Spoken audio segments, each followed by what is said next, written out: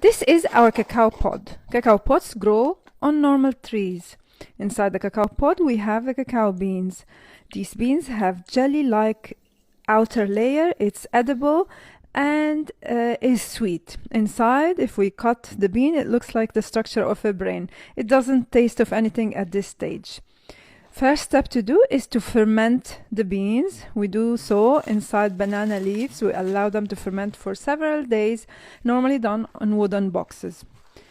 After fermentation is essential for developing acidity and flavors.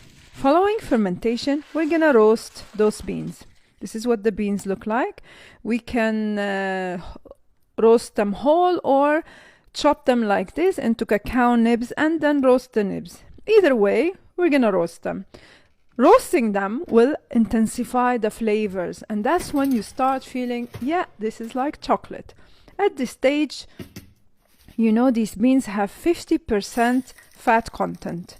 You cannot just simply put them into a food processor or a blender and blend them and expect to have smooth like chocolate. That is not how it works. Instead of a blender or a food processor, we're gonna use a wet grinder. Wet grinder allows this finely sand-like texture to disappear. This wet grinder is gonna run for several hours. That could be 20 hours. I normally run it overnight. If you see any other channel which just does it in a food processor, you know that it's not the right way to do it.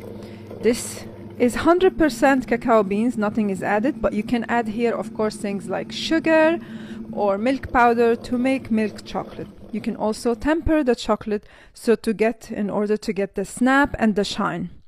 And that is how we properly make chocolate from bean to bar. The full guide is on my blog and it's linked in my bio for those of you who are interested in learning more about chocolate. There we have it.